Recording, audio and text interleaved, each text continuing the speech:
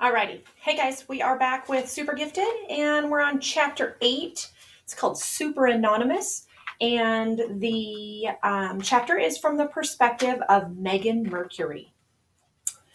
And it starts with a news article. Mysterious super kid saves home and family. Hardcastle. It had all the elements of a Hollywood movie. A runaway truck filled with highly explosive propane. A darkened home and a sleeping family completely unaware of the menace hurtling towards them. And a selfish young hero coming out of nowhere to risk life and limb to save the day, and just as suddenly disappearing into the shadows. He could have been killed, that kid, marveled Stanley Kaminsky, the driver of the propane truck. That tanker hits the house, kaboom! You always hear about those crazy heroes who put their lives on the line to save a bunch of total strangers, but you never expect to see it in real life. This is no regular kid. He's more like a super kid. Super kid? The word kept echoing in my mind, usually in cheer form, since that was how my mind worked. 2, 4, 6, 8. Who do we appreciate? Super kid, super kid. Go super kid. Or maybe in a spell it out cheer. Give me an S. Give me a U. My family didn't have a cheerleader's positivity. Mom was freaking out. Our house was nearly destroyed, and us with it. We could have been killed. If that truck had exploded, who knows how big the fire would have been? My kid brother, Peter, was crazy enough to think the whole thing was a fabulous adventure. The town newspaper was paying him $200 for his pictures of the propane truck in our pool. When he saw photo by Peter Mercury on the front page of the Hardcastle Post, he was running around the kitchen, punch in the air, celebrating his newfound status as a celebrity. My dad was the worst.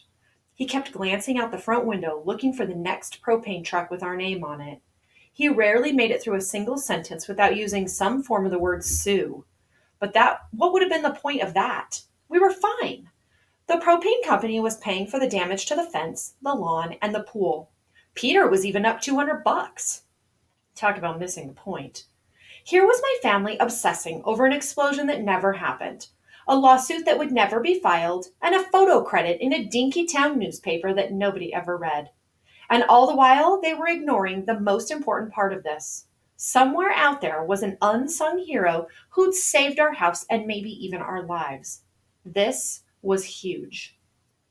And we didn't have the faintest idea who it was. It was definitely a kid. According to Mr. Kaminsky, the driver, it was a boy around my age, middle school, maybe early high school. I thought of hashtag right away because he lived just up the block and was such a great athlete. But hashtag slept until noon on game weekends, and beside, his arm was injured. Plus, hashtag said it wasn't him. The only other clue was the chair, a metal folding chair at the bottom of our pool.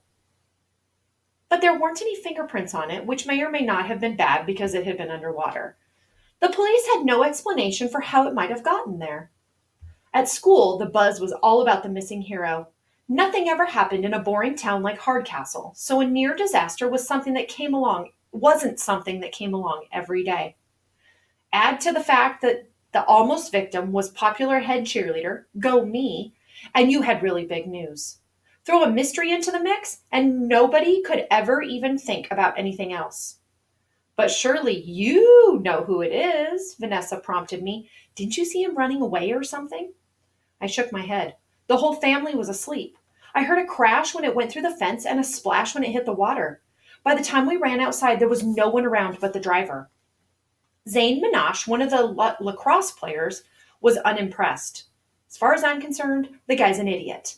He's got a chance to be famous. Get his name in the paper, maybe on TV. Who knows? There might even be a reward. And what's he doing? Hiding like a scared rabbit. Maybe he thinks he'll get in trouble for putting the tanker in the pool, hashtag suggested. Are you kidding? I shot back. Better in the pool than in the living room. There's no way this kid didn't know what a great thing he did. You all saw what it said in the article in the Post. I must have read it at least 50 times. At the bottom of the page, the very last paragraph went like this. Police are continuing to search for clues to the identity of this hero. He appears to have exited the scene by climbing over the fence into the neighbor's yard, but from there, the trail goes cold. If you're reading this, super kid, it's time for you to step forward and reveal yourself. A grateful public wants to thank you for your bravery. Maybe he's just shy, Vanessa suggested. He wasn't too shy to jump into a speeding truck, hashtag pointed out. Heroic instinct, I explained. If you're a hero, you just are. It doesn't matter whether you're stopping a mugging or running into a burning building to save people. I had the most authority to talk about heroism since I was the only kid in school who'd been saved by an actual hero. So why the disappearing act? Zane persisted. Some people don't have to be celebrated for every good deed. For a true super kid, just helping out is thanks enough. Why was it so hard for people? Why was it so hard for people to imagine a good, genuine Samaritan in our midst? I must have had that conversation, or one like it, at least 10 times each day. Even the teachers were fascinated, thinking that this amazing hero might be somebody that they saw every day in one of their classes. Not to be negative, but middle schools were filled with a lot of dimwits who never thought beyond their next hot dog, video game, or shade of lip gloss. The idea that any one of us might turn out to be the super kid was pretty exciting for the faculty, too. The only person who had no interest in the mystery was the guy who might as well have been from Mars. Yes, Noah was still on the cheerleading squad, but sad to say, Mrs. Torres was sticking to her decision not to let me kick him off. I was starting to think she was doing it on purpose, to test my positivity. Believe me, any cheerleader who could smile through Noah's performances could smile through a killer tornado. At practice that day, we were stretching, and Noah was doing his regular whatever it was that he did, a cross between knee bends and the death throes of a stick insect that's been run over by a bike. He heard us talking about the super kid and went even paler than usual. "What's wrong, Noah?" asked Kelsey Leventhal. His lips pinched together and turned dead white, and he ran for the boys' locker room like the police were after him. "Wow," I said, frowning. "If I'd have known it was that easy to get rid of him, I would have had my house almost blow up 2 weeks ago." Some of the girls thought I was kidding. Uh-oh. All right, chapter 9 is called Super Secret, and it's from the perspective of Noah Euclid. I never thought I'd see something in real life as amazing as stuff on YouTube. That was logical. YouTube was the sum total of human experience. But since it was impossible to watch it all, viewers were naturally drawn to those videos that were the most exciting, entertaining, funny, or unusual. In other words, YouTube might have been life, but our experience of YouTube was the equivalent of life's greatest hits. And then Donovan Curtis jumped into that truck and blew everything else away. It'll never be on YouTube, but it ran in my head on an endless loop, page views mounting. Donovan sprinting, catching up to the rolling truck, heaving himself in the window, the tanker accelerating towards the house. Disaster unavoidable. And then, at the last second, I was getting crazy just thinking about it. Donovan was famous for getting himself in trouble because he always acted without thinking. But here was proof that thinking was overrated. If he had taken time to think, the truck would have been out of reach, and Megan's house would have gone up in a fireball. I'd studied the great heroes of humanity, people like Mahatma Gandhi, Nelson Mandela, and Dr. Martin Luther King Jr. But Donovan wasn't just someone I'd read about. He was my best friend. And I witnessed his great act of heroism with my own eyes.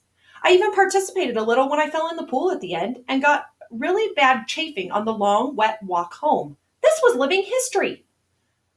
But the more I thought about those heroes of the past, the more I realized that they'd had an advantage Donovan didn't. They were free to tell their stories to the world. Donovan couldn't admit that he was the person they called Super Kid because then he'd have to explain what he was doing near Hashtag's house. That was technically my fault. I was the reason he'd been on Saunton Street. But how could I regret that? If Donovan hadn't come to intercept me, no one would have been there to protect the Mercuries. The frustration of it was killing me. Donovan deserved so much credit. And so how much was he going to get? 0. I hadn't even been able to stand up to Hashtag for him. Now it was too late for that. I promised Donovan I'd stay away. Just seeing him stressing over the whole situation broke my heart. He should have been having parades thrown in his honor and getting the key to the city. Instead, he was hiding like a criminal, as if he'd done something terrible. Every time someone talked about the super kid, his head would sink a little farther into his shoulders, like a neutron star collapsing into a black hole. "Donovan, we have to tell everyone," I urged. "Whatever trouble you're going to get in won't matter when people find out what a hero you are." The things he threatened to do to me would have been scary if they hadn't been impossible. Actually, there's no way to pull someone's liver out through his ear canal, I said gently, but I got the point, which was never, never, never, never, never. Over the PA, when Principal Verlander was done with his usual announcements, he introduced head cheerleader Megan Mercury, who had something special to say. Her voice was like I had never heard it before. Emotional. Not that she didn't get emotional when she was yelling at me, but this was a different kind of emotion. Some of you know that a terrible thing almost happened to my house and my family this weekend, she announced. But it didn't, thanks to a very brave person who might be listening right now. If you're out there, super kid, please come forward and let us thank you properly. While she was speaking, students stopped opening lockers and storing books and backpacks. They looked away from their phones and paid attention. You could have heard a pin drop in the hall. And when she was done, they all applauded, not wildly, but politely and with respect. By the time it was over, Donovan was bright red and you could see his carotid artery pulsing in his neck. That's the really thick artery that goes down your neck and to your heart. We had an assembly this morning. Our superintendent, Dr. Schultz, made another plea for the super kid to come forward. Now, I know you're a modest young man, and it might be embarrassing or uncomfortable to be made such a fuss of. But just as you were generous with your courage when you saved that house, we're asking you to be generous of yourself. Don't deprive all your Hardcastle neighbors of a hero when you can unite us all. Walking out of the assembly, I felt so bad for Donovan, I could have wept. I tried everything to console him. Don't worry, Donovan. All those people, Schultz, the police, Megan, they're just fishing. I've analyzed the situation from every angle, and there's no way anybody but the two of us could ever find out that you're, that guy. In the thinning crowd exiting the cafeteria, those two boys named Daniel sauntered over to us. Hey, Donovan, called Daniel Newsbaum. How was your weekend? Do anything special? Added Daniel Sanderson. Apple picking, video games, clipping your toenails, saving a house from going up in a fireball? I was so shocked that I almost blacked out, but Donovan wasn't even surprised. Shut up, you guys. I'm in big trouble if this gets around. But, I stammered at both Daniels. How could you know? Oh, please, Daniel Nussbaum told me. I saw you over on Saunton Street Saturday morning dressed like a circus clown, so I called Donovan to stop you, or to keep you away from hashtag. And lo and behold, there's almost a catastrophe on the same street at exactly the same time. Who do we know that was crazy enough to jump into a runaway propane tanker? He wasn't being a hero, put in Daniel Sanderson. He was just being Donovan. That made me mad. Donovan was so a hero. I dropped my voice. If he did the thing, which, of course, he didn't. Donovan held his head. I wish I'd never seen that propane truck. Nice talk, Daniel Nussbaum clucked. Sure, a whole family might get barbecued, but Donovan's not in a heroic mood today. Obviously, I don't regret saving the house, Donovan interrupted. But now nobody's going to rest until they've found their super kid. Not Megan, not her family, not the cops, not Schultz. I'm going to swipe Brad's fatigues and deploy back to Afghanistan in his place. I'll have to spend the rest of my life hiding out in his tank. That's the only place they won't look for me. How do I get myself into these messes? Oh, pick me! Daniel Sanderson waved his hand. Remember the time the preschool book fair when you dumped all the super glue onto the Clifford suit and Mr. Biago got stuck in it for 3 days? Daniel Nussbaum sighed. Good times. Remember all the money we raised that went to pay for a new Clifford suit because they had to cut a hole in the old one so he could go to the bathroom? This is the same thing, Sanderson concluded. You're older, but you aren't any smarter. And just like you were terrified that someone was going to notice that your fingers were glued together, now you're afraid that someone's going to find out you're the super kid. Don't say that word, Donovan pleaded. What word? Nussbaum asked innocently. Oh, you mean super kid? Don't worry. You definitely won't hear me saying super kid. And the two of them danced off down the hall chanting, super kid, super kid, super kid. The bell rang, sending us to our next classes. I watched Donovan trudge away, slumped under the weight of his worry. He seemed to trust the two Daniels, even though I found it hard to, because they were doing the polar opposite of what they'd just promised. Maybe it was because the three of them had been friends since preschool. Maybe I was missing something. No, that couldn't be it. I owed so much to Donovan. If it hadn't been for him, remedial classes would have been a distant dream for a guy like me. I'd still be in the gifted program, getting straight A's and hating them. He was the person who first showed me YouTube and opened my eyes to a whole world that couldn't be predicted by mathematical equations or scientific formulas, not even by me. I had to find a way to help him. All right, we'll pick up tomorrow. See you then.